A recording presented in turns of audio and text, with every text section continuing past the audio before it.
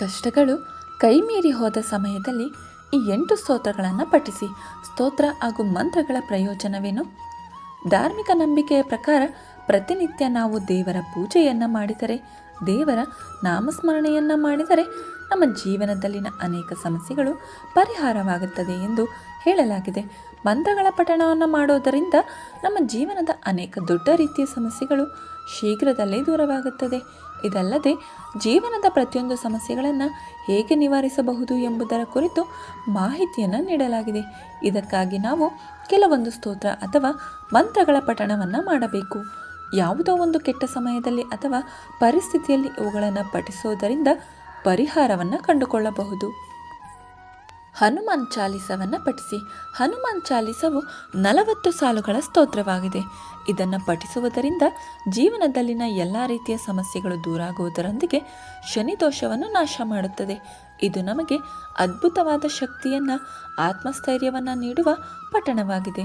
ನೀವು ಯಾವುದೇ ಒಂದು ಸಮಯದಲ್ಲಿ ದುರ್ಬಲರು ಮತ್ತು ಶಕ್ತಿಹೀನರು ಎನ್ನುವ ಭಾವನೆ ಉಂಟಾದಾಗ ಅಂತಹ ಸಮಯದಲ್ಲಿ ಹನುಮಾನ್ ಚಾಲಿಸವನ್ನು ಪಠಿಸಲು ಪ್ರಾರಂಭಿಸಿ.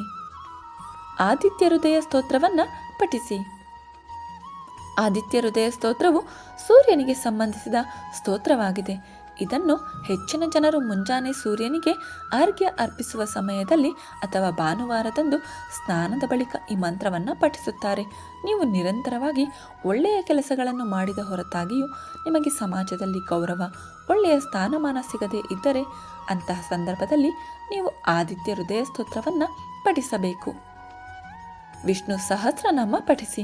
ವಿಷ್ಣು ಸಹಸ್ರನಾಮವು ಭಗವಾನ್ ವಿಷ್ಣುವನ್ನು ಒಲಿಸಿಕೊಳ್ಳಲು ಬಳಸುವ ಸ್ತೋತ್ರವಾಗಿದ್ದು, ಇದು ವಿಷ್ಣುದೇವನ 1000 ಹೆಸರುಗಳನ್ನು ಸ್ಮರಿಸುತ್ತದೆ. ನೀವು ಯಾವುದೇ ಕೆಲಸವನ್ನು ಮಾಡಲು ಹೊರಟಾಗ ಅದರಲ್ಲಿ 108 ವಿಘ್ನಗಳು ಎದುರಾದರೆ, ಎಷ್ಟೇ ಮಾಡಬೇಕೆಂದುಕೊಂಡರೂ ಅದನ್ನು ಪೂರ್ಣಗೊಳಿಸುವಲ್ಲಿ ಸಮಸ್ಯೆಗಳು ಎದುರಾಗುತ್ತಿದ್ದರೆ ಅಂತಹ ಸಮಯದಲ್ಲಿ ವಿಷ್ಣು ಸಹಸ್ರನಾಮ ಸ್ತೋತ್ರವನ್ನು ಕಡ್ಡಾಯವಾಗಿ ಪಠಿಸಬೇಕು. ಇದು ನಿಮ್ಮ ಕೆಲಸದಲ್ಲಿ ಎದುರಾಗುವ ಸಮಸ್ಯೆಗಳನ್ನು ದೂರ ಮಾಡುವುದು. ದುರ್ಗಾ ಸಪ್ತಶತಿ ಪಠಿಸಿ. ದುರ್ಗಾ ಸಪ್ತಶತಿಯು ದುರ್ಗಾದೇವಿಗೆ ಸಮರ್ಪಿತವಾದ ಶಕ್ತಿಶಾಲಿ ಮಂತ್ರವಾಗಿದೆ. ದುರ್ಗಾ ಸಪ್ತಶತಿ ಪಠ್ಯದಲ್ಲಿ ಸುಮಾರು 13 ಅಧ್ಯಾಯಗಳಿವೆ. ಇದರಲ್ಲಿ ದುರ್ಗಾದೇವಿಯ ಮಹಿಮೆಯನ್ನು ವಿವರಿಸಲಾಗಿದೆ. ಅನೇಕ ಬಾರಿ ಮನೆಗಳಲ್ಲಿ ಕುಟುಂಬದ ಸದಸ್ಯರು ಯಾವುದೋ ಒಂದು ರೀತಿಯಲ್ಲಿ ಅಸ್ವಸ್ಥರಾಗಿರುವುದು ಕಂಡುಬರುತ್ತಿದ್ದರೂ ಅಂತಹ ಪರಿಸ್ಥಿತಿಯಲ್ಲಿ ನೀವು ದುರ್ಗಾ ಸಪ್ತಶತಿಯನ್ನು ಪಠಿಸಬೇಕು. ಕನಕದಾರ ಸ್ತೋತ್ರವನ್ನು ಪಠಿಸಿ. ನೀವು ಉದ್ಯೋಗದಲ್ಲಿ ನಿಮ್ಮನ್ನು ತೊಡಗಿಸಿಕೊಂಡಿದ್ದರೆ ಅಥವಾ ಯಾವುದೋ ವ್ಯಾಪಾರವನ್ನು ಮಾಡುವ ವ್ಯಾಪಾರಸ್ಥರಾಗಿದ್ದರೆ ಹಾಗೂ ಎಷ್ಟೇ ವ್ಯಾಪಾರ ಉದ್ಯೋಗವನ್ನು ಮಾಡಿದರೂ ನಿಮಗೆ ಅದರಿಂದ ಪ್ರಯೋಜನ ದೊರೆಯದೇ ಇದ್ದಾಗ ಅಥವಾ ನಿಮ್ಮ ಹಣಕಾಸಿನ ಸಮಸ್ಯೆಗಳು ದೂರಾಗದೇ ಇದ್ದಾಗ ಅಂತಹ ಪರಿಸ್ಥಿತಿಯಲ್ಲಿ ಕನಕದಾರ ಸ್ತೋತ್ರವನ್ನು ನೀವು ಪಠಿಸಬೇಕು. ಕನಕದಾರ ಸ್ತೋತ್ರವನ್ನು ಆದಿ ಶಂಕರಾಚಾರ್ಯರು ರಚಿಸಿದ ಸ್ತೋತ್ರವಾಗಿದ್ದು, ಇದರ ಪಠಣದಿಂದ ಲಕ್ಷ್ಮೀದೇವಿಯ ಅನುಗ್ರಹ ದೊರೆಯುತ್ತದೆ. ಶಿವಾಷ್ಟಕಂ ಪಠಿಸಿ.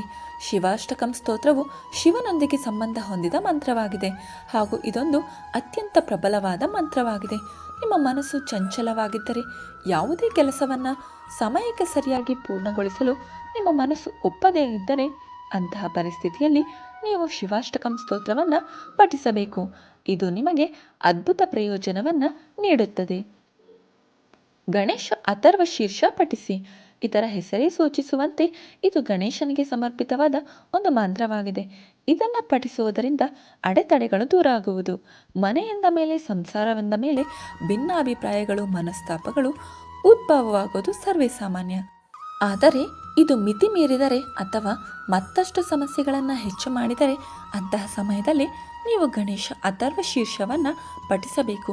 ಇದು ನಿಮಗೆ ಲಾಭವನ್ನು ತಂದುಕೊಡುವುದು. ಗೋಪಾಲ ಸಹಸ್ರನಾಮ ಸ್ತೋತ್ರ.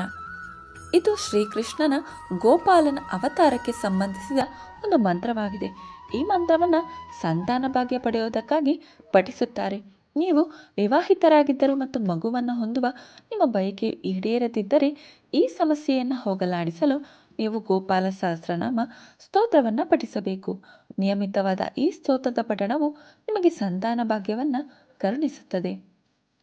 ಸರ್ವೇ ಜನ ಸುಖಿನೋ ಭವಂತು.